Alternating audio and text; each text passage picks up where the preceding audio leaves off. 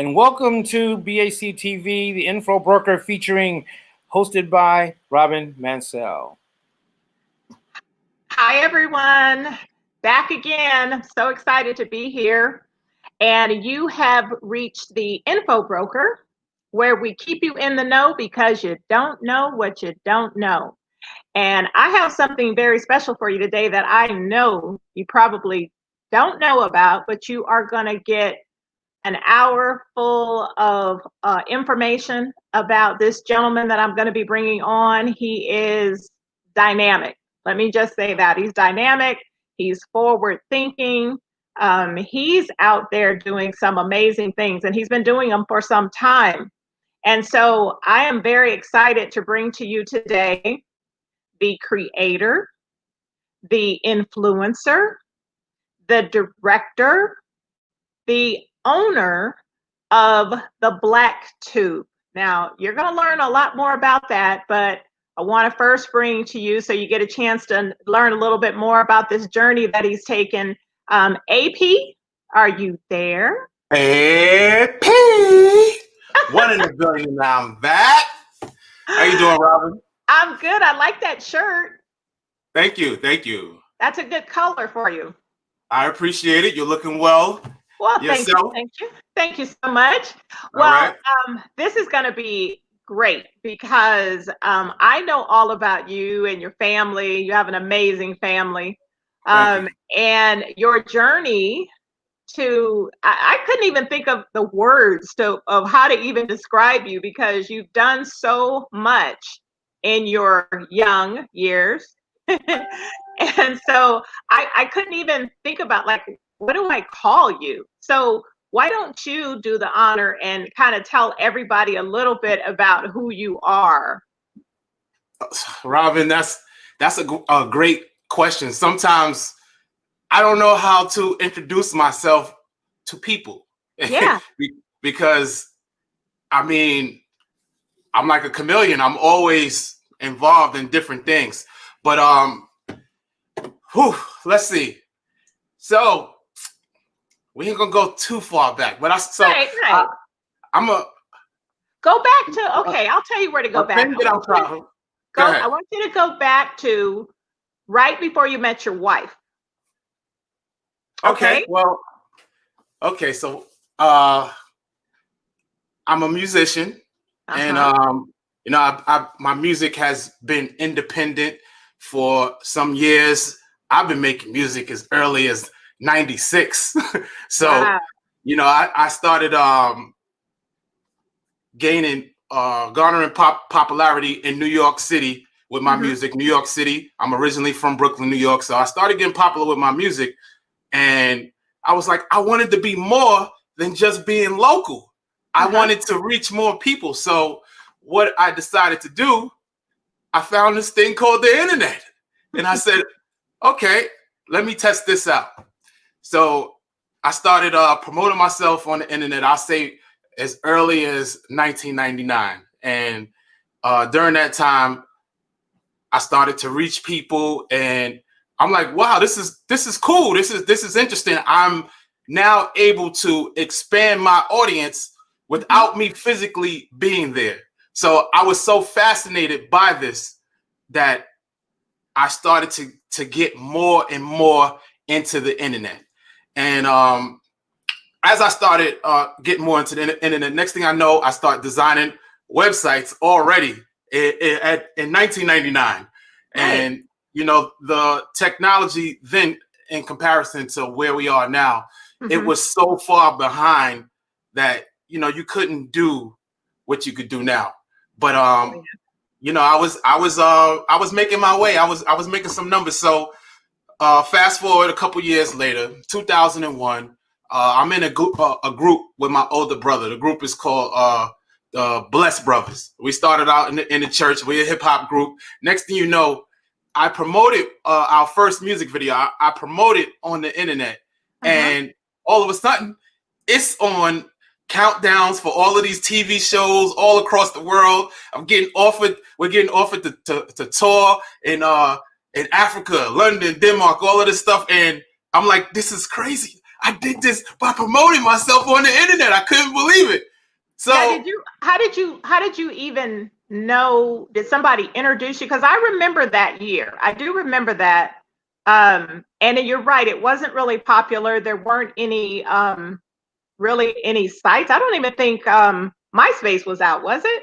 no, MySpace is like 2004, 2005-ish. So this is 90. I'm talking about 99. So I will only go back just for a second. A lot of people know me. A lot of people in New York, they knew me as a basketball player. I was one of the best players coming up in New York. And when I went to college, I actually had to do my first year of college at a school that I wasn't going to play basketball at. So I ended up getting a job at that time. And the job I got was at Circuit City. So through Circuit City, I'm now in front of computers. I'm now looking at computers. I'm selling computers. I'm selling all type of consumer electronics. So I got my first computer at Circuit City. And then once I got on that computer, next thing I know, I'm in the AOL chat rooms. Welcome, you got mail. Like I'm in the chat rooms and stuff, and I'm just figuring this stuff out. And right after that, fast forward to 2000, there is a platform out, and it's called Black Planet. So yeah, that's right. Yeah. That's right. So I joined Black Planet, and everybody knew me as AP. That was my stage name, AP. But my username was 1 in a billion. And I became so popular as 1 in a billion that people would stop me in the streets. They're like, that's the 1 in a billion guy. So I'm like, okay, there's something with this. So I used that platform, amongst others, to get myself out there in terms of promoting myself, if that's what you wanted to know. How did I promote myself? Okay, because that's really, you have to be a visionary to be able to see that. Because if I go back to, I remember I was just starting to use the internet back then. I had an executive recruiting company, and so you had to, upload your resumes and things like that online. But for you to be able to see the vision of that early on, I don't remember anybody that was using the internet in that way. So you're right. People, a lot of people looked at me like I was crazy. A lot of people were confused. They were very confused, because it's like you have somebody here who has a lot of talent. I have a lot of talent. I have basketball skills. I had already got an offer to play professional basketball overseas when I was 18 years old. But I'm like stuck and glued to this computer. And everyone is like, he's dropped out of college. He's on the computer all day. Right. What is he doing?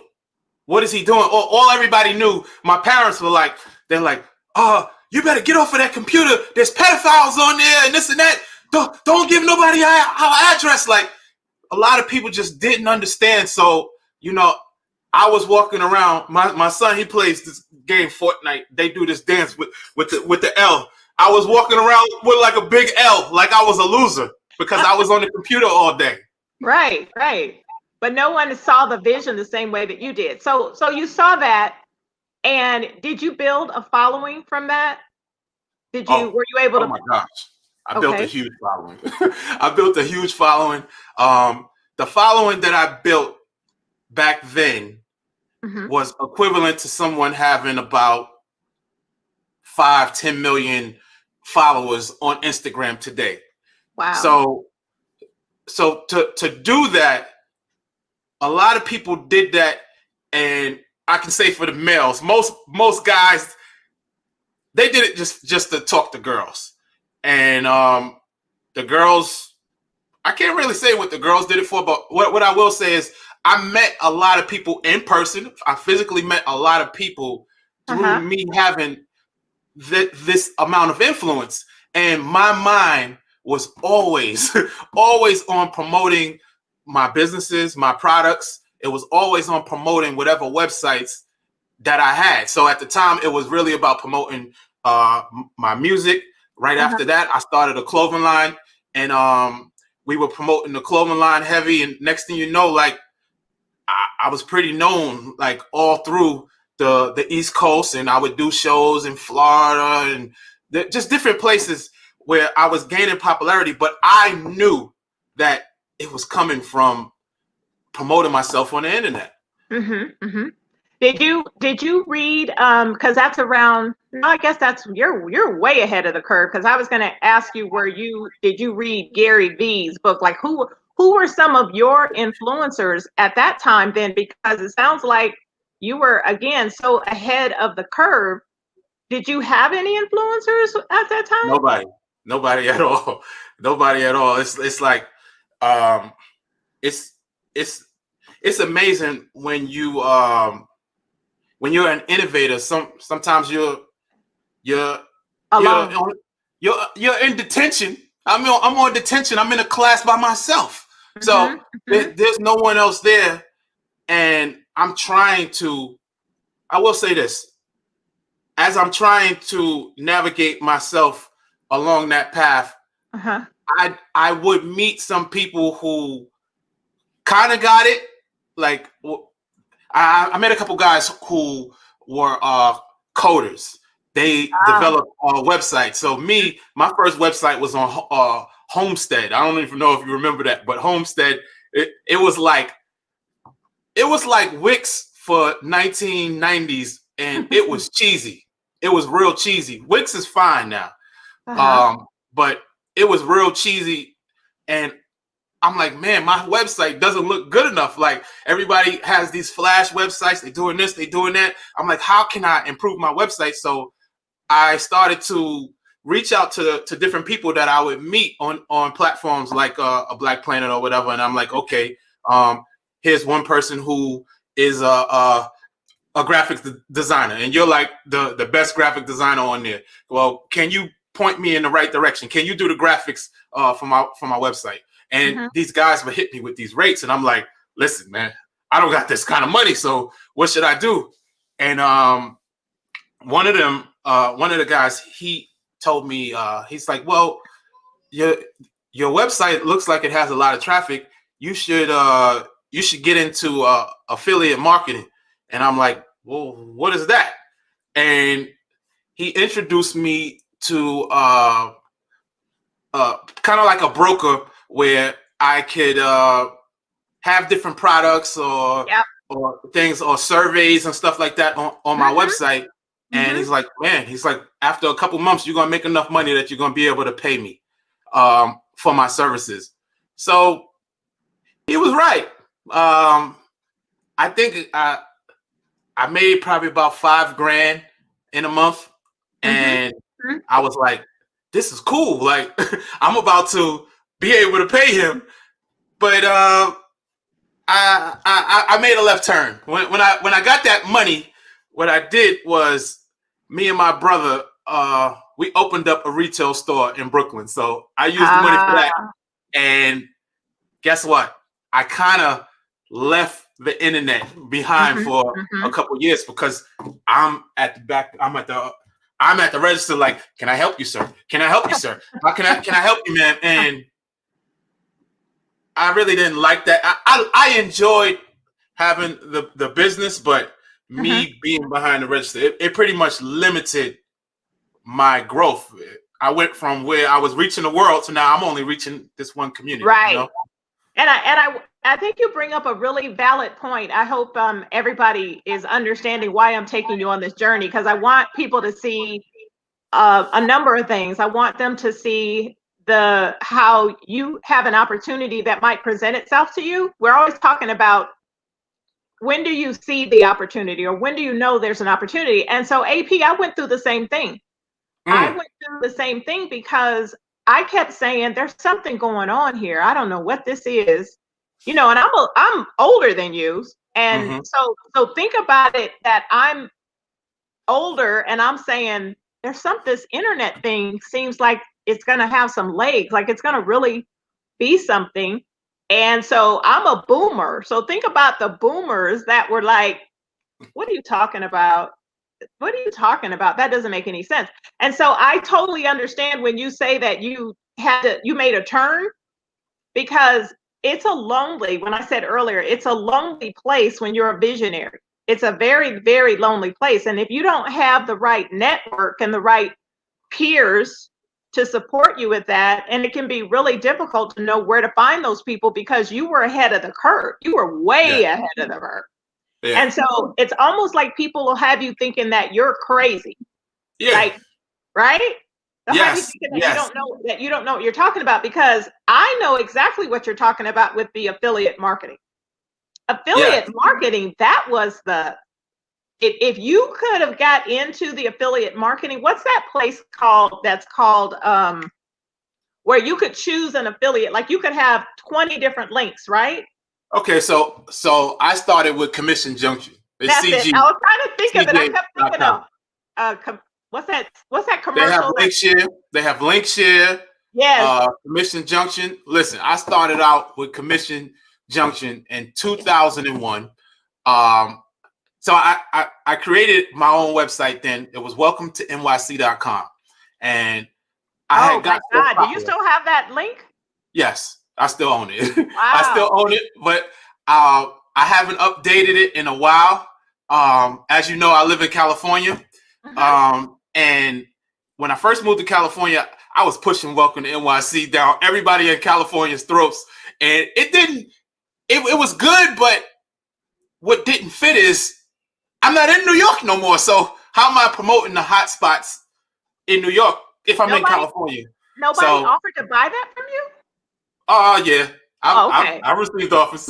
I received offers. So let me go back. So on welcome to NYC.com, I had created the platform myself. I'm pretty much self-taught when it comes to building websites. And so I create this web platform, and I'm talking about we started to see instant success in terms of the amount of people that were on our platform. So I've grown platforms to over 1 million people on the site. And this is where you say not having a mentor or influencer can hurt you.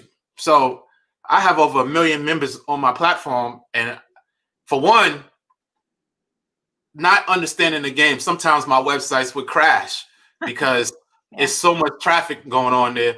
I'm like, but I'm paying $7 a month. You said that I had unlimited amount of space. How come my site's crashing? And then they'll say, well, you need more bandwidth and you need more this and that. So I'm like, oh man, I'm going through so much stress because these platforms that I create, I'm like, how come these other sites are up, but my site's down? And I didn't know the tricks of the trade at the time.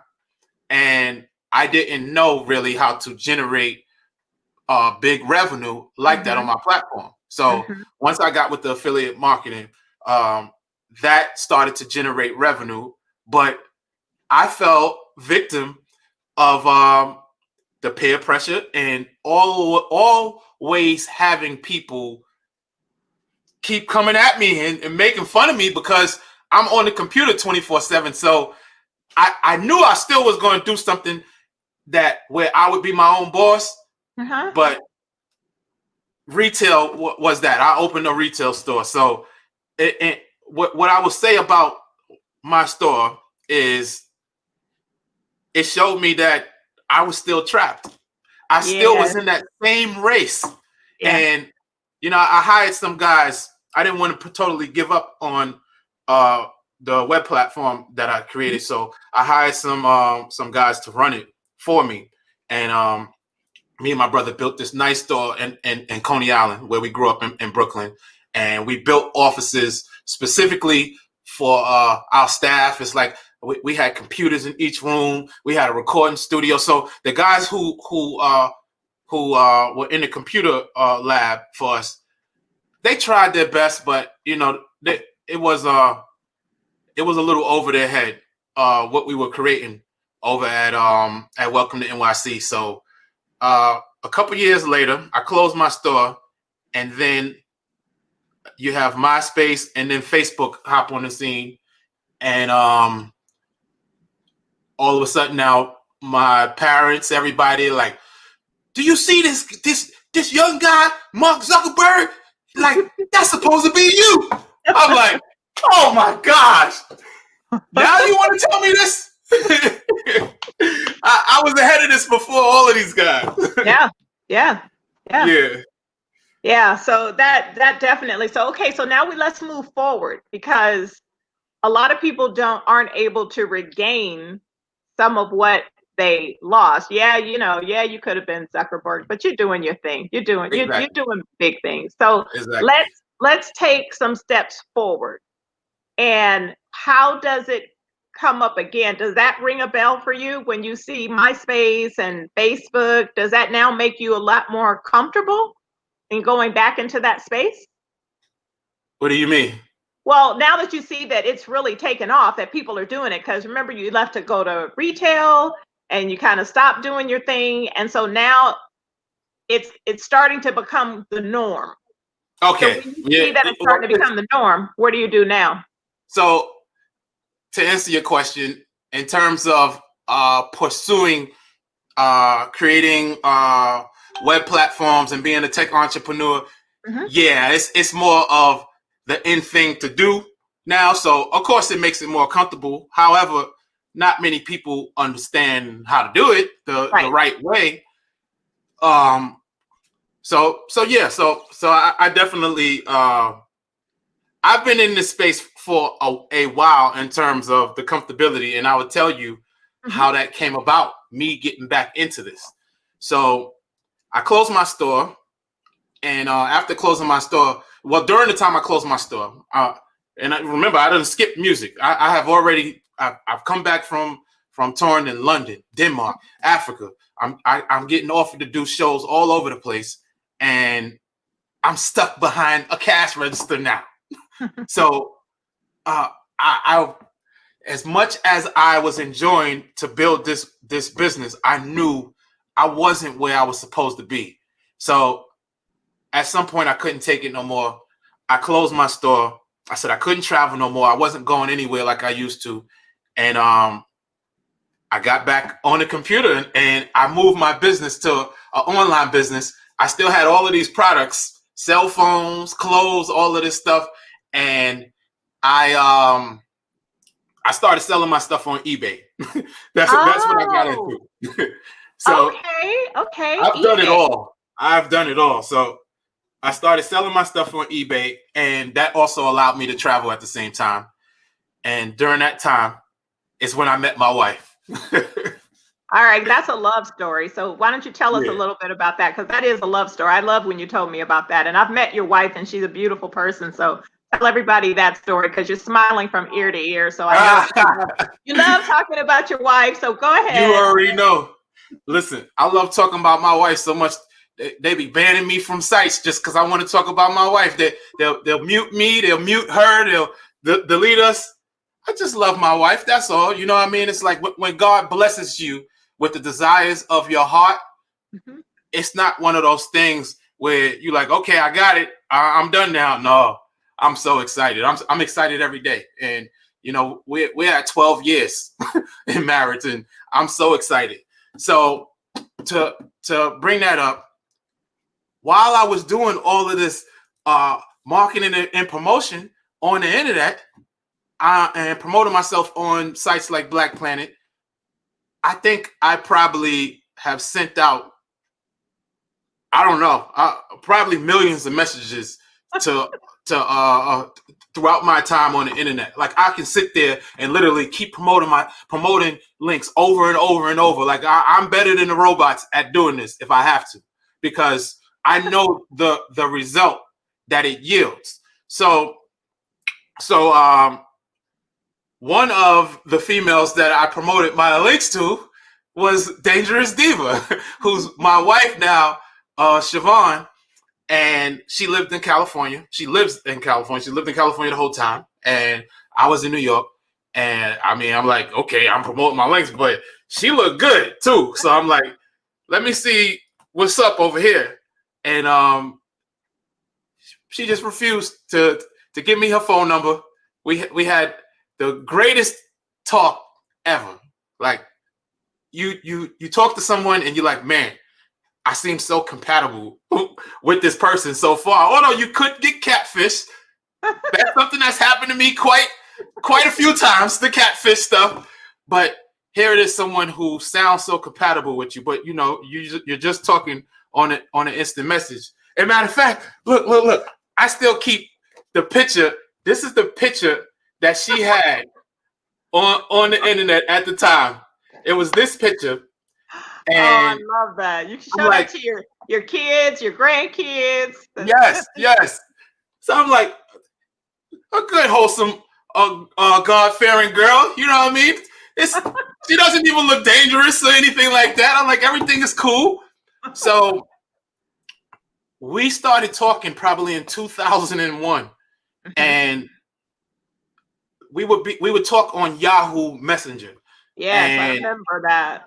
And whenever she would pop on, she would only pop on maybe once or twice in a whole year. And when she pops on, I'm like, all right, bet. I'm gonna talk to her now. So I start talking to her. We'll talk for hours and hours and have everything in common. And then at the end of that talk, I'll be like, all right, give me your number. And she like, no, I'm not giving my number to no internet freak. You could be some freak off the street. I'm like, we just talked for all this time. You know I'm cool. So we went through this same thing for 4 years. Online. For 4 years. So, during that time, there were a lot of females who said, yes, I'll meet you. Come on, let's go. So I had some fun during those days. But one day, she's online, I'm online, and now, just how me and you talking, webcams are introduced. Now, you have the video feature, so you can see the person and know that the person is really there. So I'm talking to her, and she's like, we having this great talk as always, and then she's like, okay, bye, I'll see you later. And I pressed the button to turn my webcam on. So I turned my webcam on, and back then I really was like on my craft in terms of like working out and all that. So, I lifted my shirt up. She saw the six-pack, she saw the muscles and all that. And I started getting these like the emojis and stuff with the hearts and all that. I was like, wait a minute. I think she do like me. Okay. So a couple days later, she's back online again. And so let me finish. So in that same conversation, I'm like, all right, I ended it off with the six-pack. I'm like, all right, let me get your number now. And she's still like, no, you can't have my number. I'm like, this girl's crazy. So here it is. A couple days later, she hops on again. And I'm like, normally she don't hop on. Like I told you, it was only like 2 times a year. So she's back. I'm like, okay, there might be some hope here. So we start talking for a minute. And then she's like, why don't you turn your camera on? And I was like, got you. I was like, wait a minute. I got something now. So I think she liked me. I think she really liked me now. So she like, turn your webcam. I'm like, no, I'm not turning it on until you give me your number. She's like, I'm not giving you my number. So then all of a sudden, this bright idea came to me. Why don't I give her my number? All this time, I never gave her my number. I always asked for her number. So I said, all right, here's my number. So I give her my number, and she don't call me. She don't call me. One day, and I remember exactly where I was at. I was at Madison Square Garden. I had 2 phones, and yeah, one of them was like the chick phone or whatever. You talk to all where I would talk to all of the girls, and I'm at Madison Square Garden waiting to go into a basketball game, and someone pickpockets me for the chick phone. So I lose this. I no longer have this phone. I only have my other phone. And I just so happened that I didn't give her the chick phone because I felt that she was like potentially like somebody I really really liked, I gave her the other phone.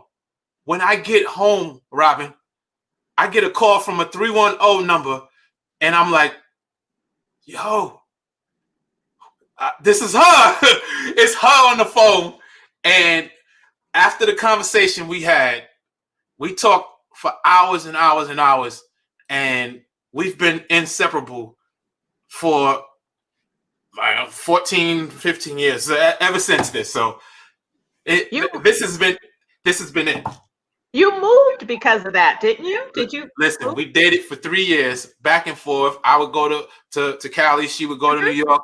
It was cool. It was a relationship where we would see each other for a week or two out of every few months. It was as cool as it was very rough.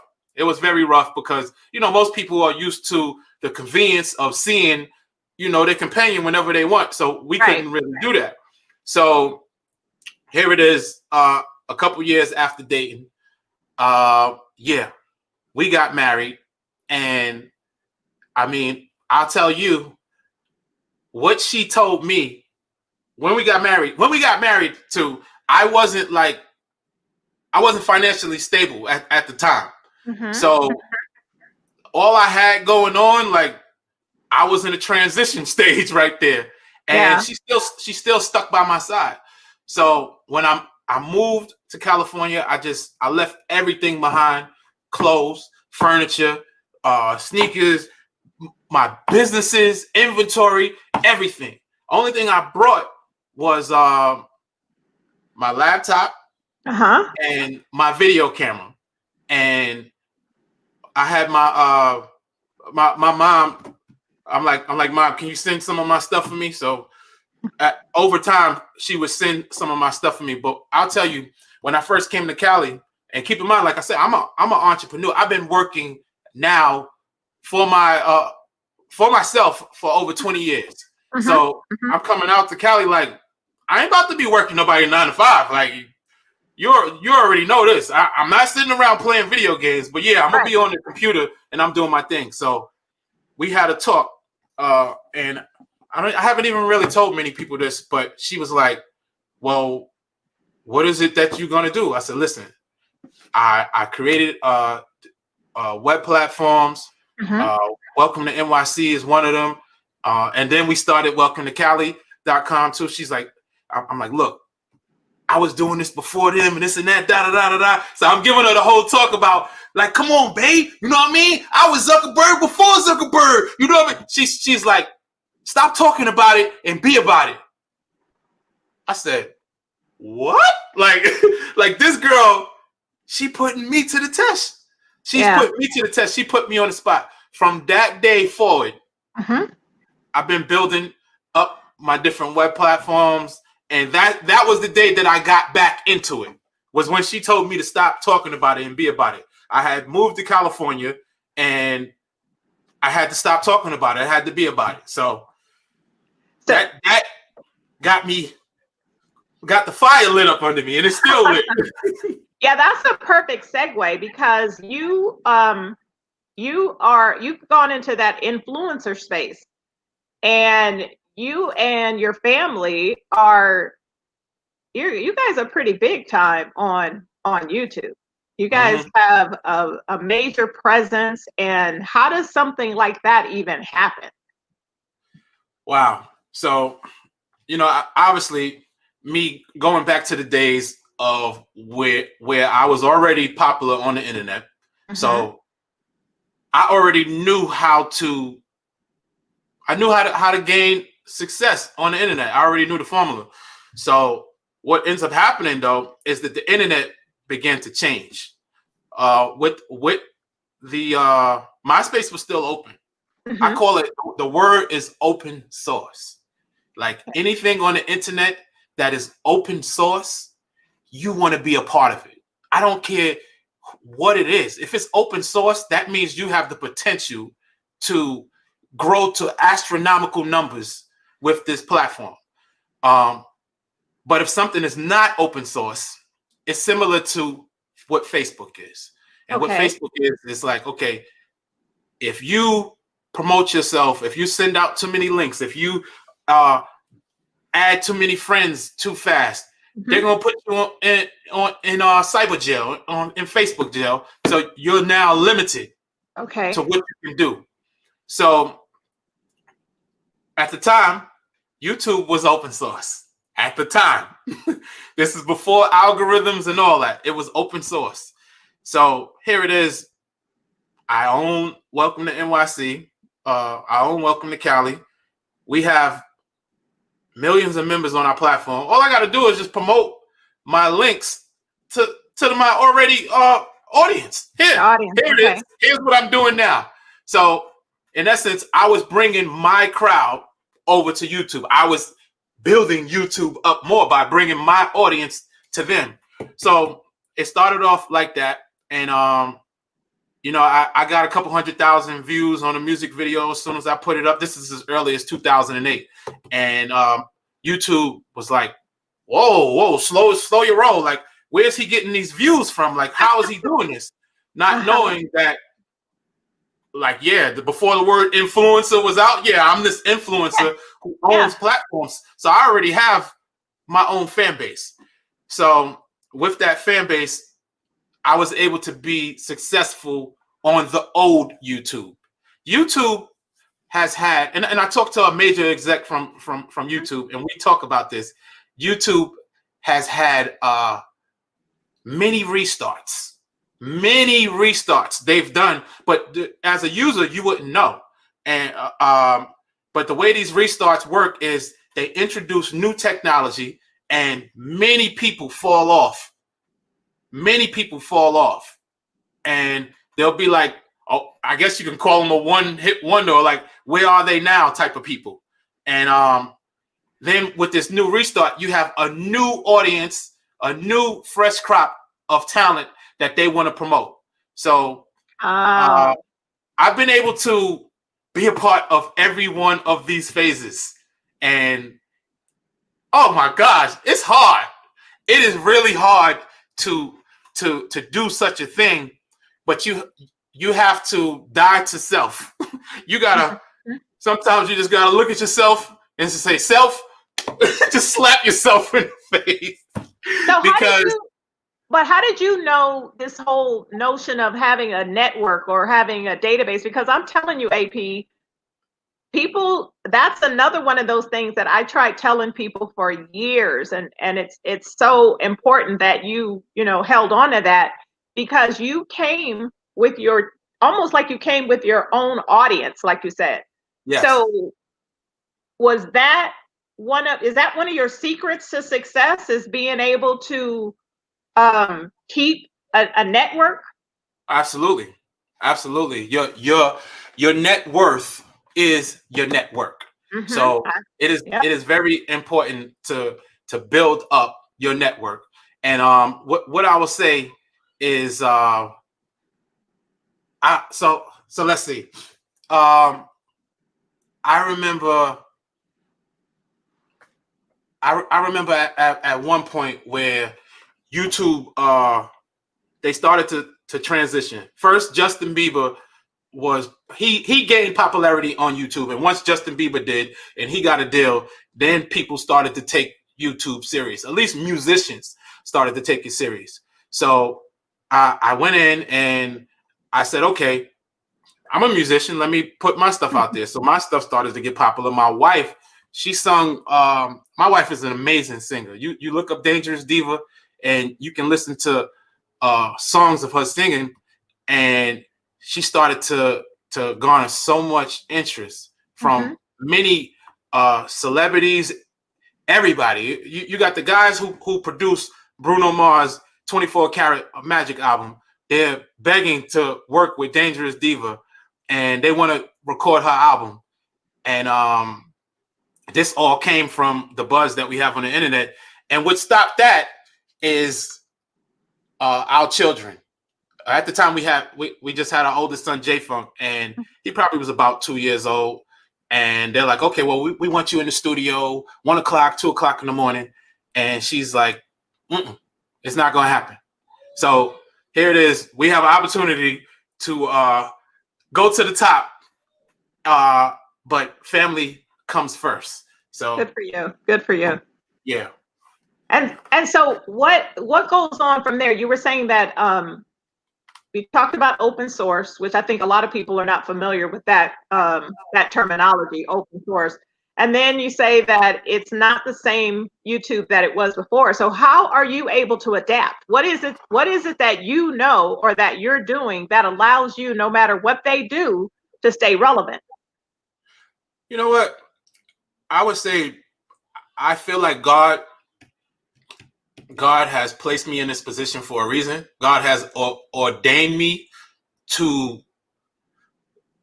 conquer this mountain, to be honest with you. That's really that's the God honest truth.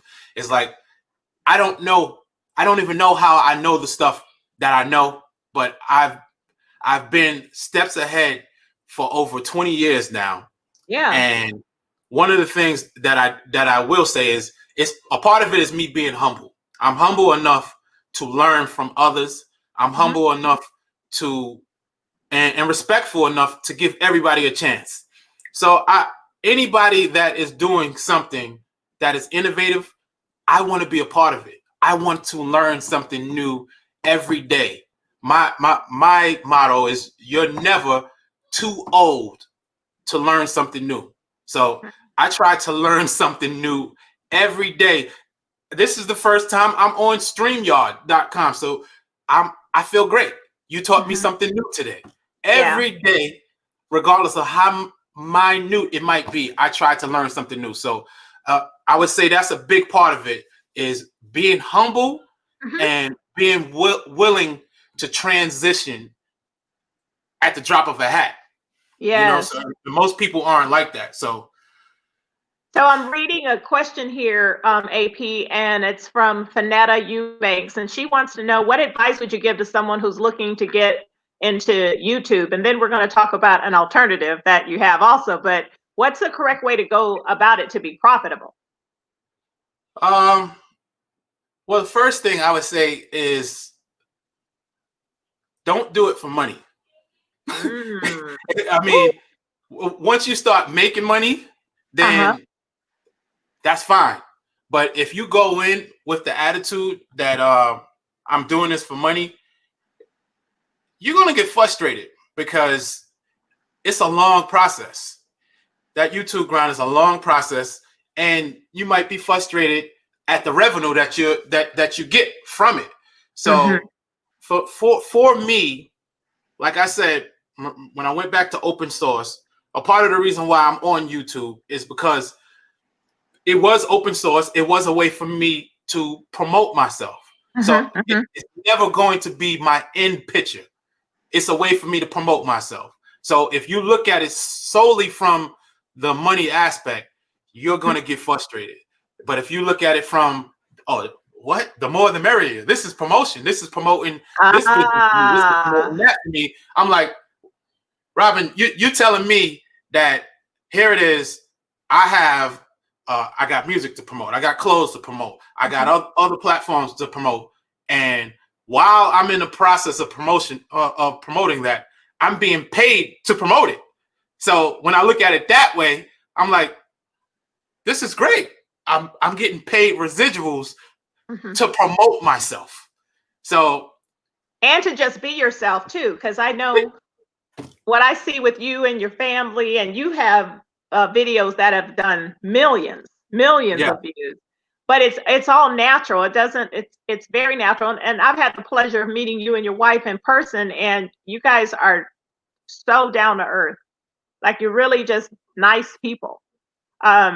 And so we have 15 minutes left. So I we have to talk about what I'm sure a lot of people came here to hear about, and that is the black tube. The black tube. The black tube.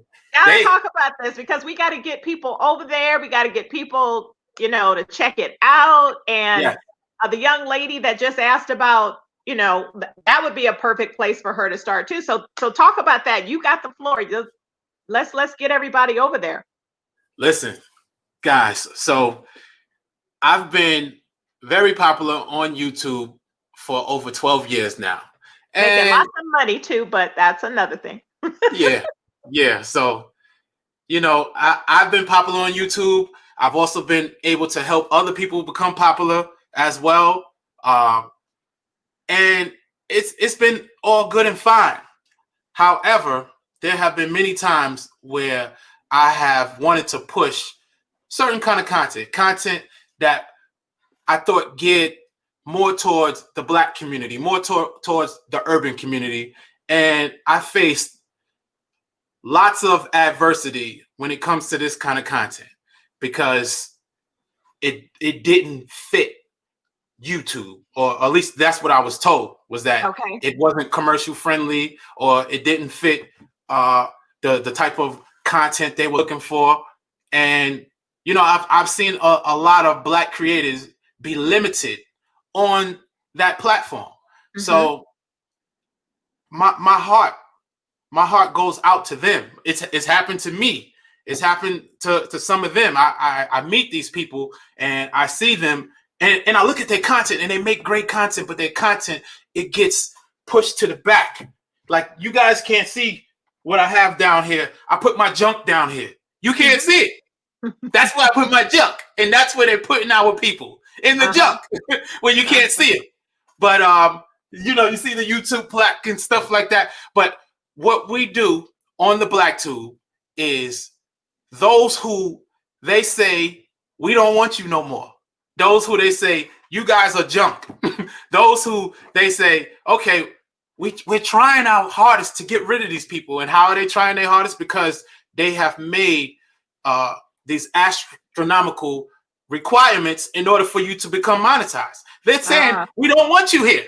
But everyone is still trying because they see the very small amount of success stories coming out of our community on there. So since they don't want you, what we have done is we have created a new platform, which is called the BlackTube.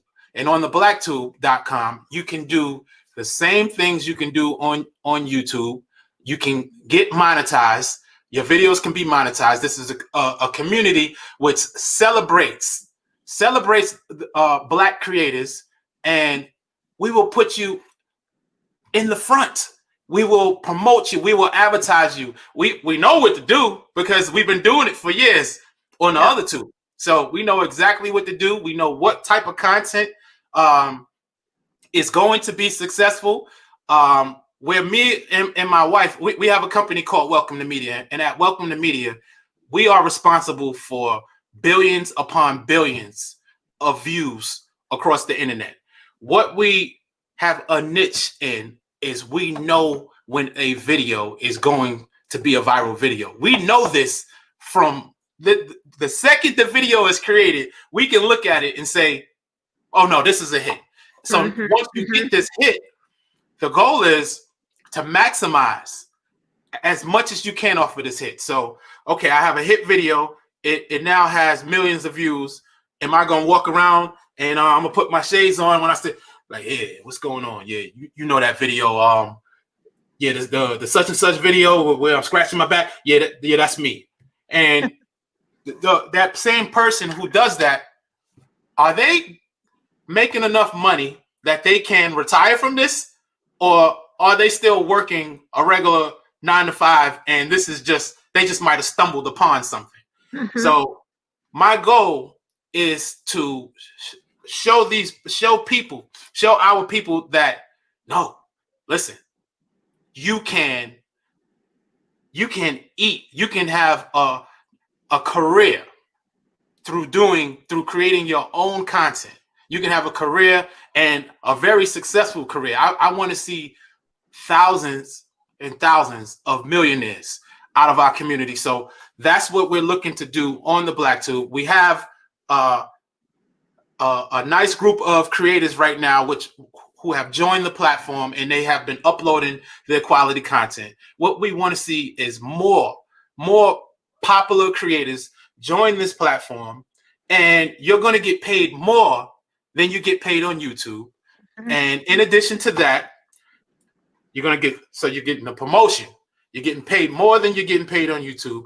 But we also have a section where you can upload your videos similar to like a Amazon Prime or Netflix, and you can set a price, either a pay price or a rent price for your videos. So let's say you made a hit video. Like for me, I have videos with 40 million, 50 million views, 150 million views. I'm gonna go with a video that has 40 million views. Okay, so I have a video with 40 million views, and on you, I can't tell you what I made on YouTube on that video because I'm going to make a video about that. But I will let you know it wasn't in the 6-figure range. So, and that's 40 million people reached. 40 million people. If you can reach 40 million people and not make 6 figures, man, you got to work hard to eat off of this. So let's take what you can do on the Black Tube. So we're gonna do 10%. So we're gonna take 10% of that 40 million. So let's say you post a video on the Black Tube and you charge $5 for this video. Okay, you first off, you have some content you want to give for free, but then you have this other video. It's exclusive. This is totally exclusive. So you're going to charge $5 for this video. And only, let's say 10% of your audience purchases this video. So 10% of my 40 million views, that's 4 million. Right. So here it is, 4 million people just give me $5. I made $20 million now. $20 million off one video.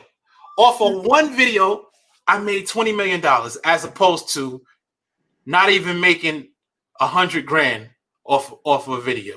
40,000, 50,000 off a video. No, I'm talking you are now, you're a major player in the game.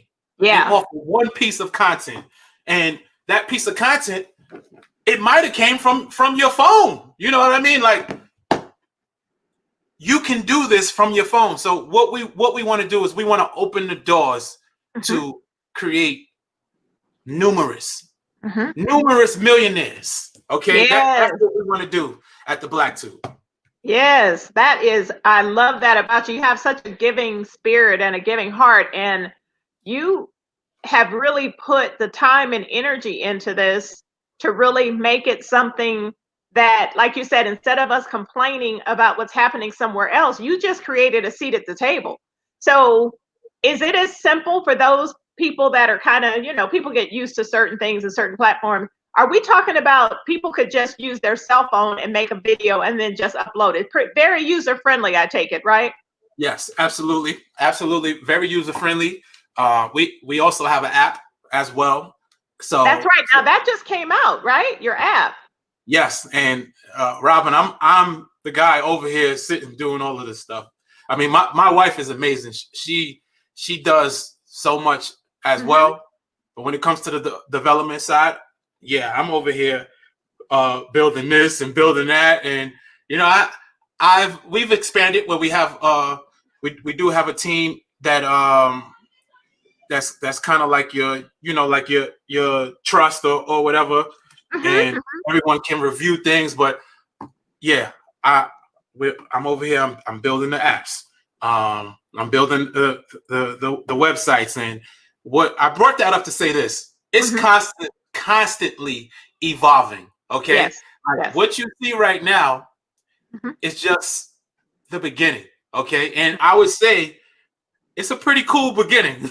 It's a pretty cool beginning. We have a lot of different things that you can do on the platform, but it's going to continue to grow. So trust in us, believe in us, and join this platform because you're going to be a part of something great. All right. Yeah. I'm only doing great things, only great things. So this is your opportunity. Okay. To be like, man, I was a part of this when it first started. This is like the new BET right here. And I didn't even know that the owners of BET, the original owners, I think is it Rob Johnson Yes. I didn't know his wife Sheila was in Coming to America. I didn't even know that it was the same woman. I didn't know that. I never knew that. So here it is, a husband and wife, young black couple in their 30s, and this is what they came up with. Something that was for us, which is BT. And then once it got sold, you know, unfortunately, we don't have the same influence that we have out there anymore. So the Black Tube is where we will have that influence yet again. Okay. So how do we support you? What is for our listeners that are watching? And is the app in the place? Is it in the stores, or is there another way that you get to the app? Or? You only got four minutes left, so that's a whole nother story. Okay. I'll say this very fast. Okay. So we don't mess with the Play Store because the Play Store is another form of slavery. Okay. They take 30% of all revenue generated on your platform just to be in their store, which is insane. So Fortnite, which is the most popular video game, which all the kids play, Fortnite is not even in that store because they don't want them taking 30% of their profits. So what they do is they send people directly to their website. So what we do is you can go directly to theblacktube.com and you can download the app right from that our actual website. And we also are in the Galaxy store though. Okay, so you can't go to the Galaxy store because they don't have those type of rules. So this is fantastic that some of the people that are watching the show are talking about how great what you're doing is, that they've moved their content. They've already moved their content over to the Black Tube. And so what we want to do is everybody that's listening, we want to get on a mission and go over. You can set up an account, set up your account, download the app. We want to really support the work that AP is doing, because this is like being on the verge of something big happening, and you're right at the beginning stage of it. Yes. And so this is the perfect place to go ahead and to take your information over to and to start to build. And not only that, AP, you're so open to give information and to tell people if they have any challenges, if there's something that they don't know what to do, that you're so easy to talk to about what it is. You give a lot of information too. Like, you post a lot of information to help people know what they need to do. And so that's what we want to make sure that we do. I'm going to make it my personal mission. I'm going to go into the groups and we're going to let everybody know and post the videos so that they know that they can come over to the Black Tube and to start building up some content. Yes, I want to say this real quick. What I'm so excited and looking forward to breaking the next major talent out there. I mean, we keep our ear to the streets. There's so many people who we have signed. There's so many people who we haven't signed, but we were close to signing. I want to be a part of that next big success. Yes. And I want you to be able to be the head and not the tail. Once you work with us, I want you to become a millionaire. So what I want to see is you uploading your best content. Come up with your best ideas you can. Upload those videos to the Black Tube, and the rest is history. Okay, you promote your videos on the Black Tube. We're going to promote you as well, and we're all going to eat. All right, love it, and thank you so much, AP. Thank you, everybody, for showing up. Thank you, everybody, for giving your great testimonies about it. Once again, it is theblacktube.com. You heard about it here. It is an opportunity to go to new levels. We can go to new levels here, and we are going to go out and talk to everybody and let them know the amazing work that you and Dangerous Diva are doing. You guys wait till you get to see her videos. Her videos are amazing. And so once again, thank you for being on the show. Thank you, everybody, for listening in. Again, this is Robyn Mancell. I want to thank you for joining us on the Info Broker. We keep you in the know because you don't know what you don't know. And now